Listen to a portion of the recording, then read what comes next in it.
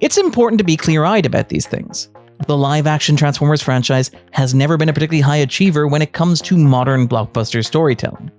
Travis Knight's Bumblebee, the last film in the franchise, was the best in the series by default, an earnest and effective pastiche of 80s ambling classics, clearly riffing on the success of Stranger Things and drawing broadly from the plot of The Iron Giant.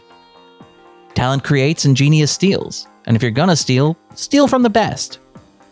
The Transformers franchise has set a low bar, but this 7th film in the franchise somehow limbo's under it. It's a frustrating mess of a movie, a film that half-heartedly attempts to reconcile the sentimental nostalgia of Bumblebee with the mayhem of the first 5 films, and simply ends up doing an unconvincing and uncommitted imitation. It's appropriate that the film's featured Autobot is Mirage, because that's really what this feels like. Rise of the Beasts is set in 1994. It introduces a military veteran named Noah Diaz, played by Anthony Ramos. Diaz is trying to find a job to take care of his family, including an adorable younger brother suffering from sickle cell anemia. A robbery gone wrong brings him into contact with the Transformers, who are caught up in a deadly race against the minions of Unicron to assemble a transwarp key that can send the Transformers home or bring Unicron to Earth. That's a lot of proper nouns in a relatively short amount of time, but it captures a sense in which Rise of the Beast begins like Bumblebee, as a drama with a charming lead and human stakes, before evolving into the sort of fetch quest nonsense that defined the first 5 movies at their worst. True to the nature of its robots in disguise, Rise of the Beast tries to be 2 things at once, and unfortunately neither is convincing. It's always somewhat loaded to invoke the Rise of Skywalker when talking about a major franchise film. However, Rise of the Beast is remarkably close to the Rise of Skywalker even beyond the name. It hews remarkably close to that film in terms of basic narrative structure.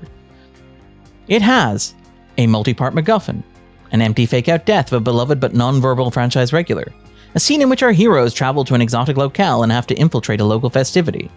It even borrows one particular non-joke from The Rise of Skywalker. The rest of the film is assembled from the detritus of modern franchise storytelling.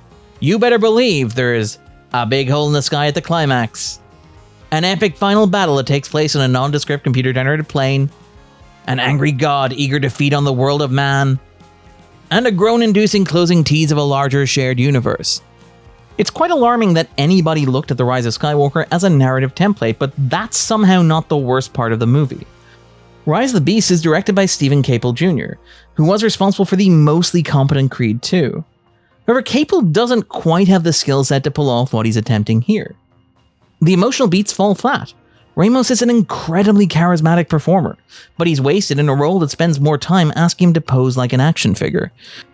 Caple also isn't particularly convincing in his attempts to imitate Michael Bay. Bay is an acquired taste. He's a director with a unique sensibility, and his style is often incoherent and disorienting, particularly when it involves large quantities of computer-generated imagery. This isn't the time or the place for a spirited defense of Michael Bay, but the director has one undeniable advantage over a generation of filmmakers trying to imitate Michael Bay. He is Michael Bay. If the viewer loves Michael Bay's Transformers, then why watch a bad imitation of his cacophony of chaos? If the viewer hates Michael Bay's Transformers, then what's the point of hiring an unconvincing cover band? Rise of the Beasts is hollow, empty, and meaningless. Maybe this beast deserves to be put down. Transformers Rise of the Beasts is releasing in theaters Friday, 9th June.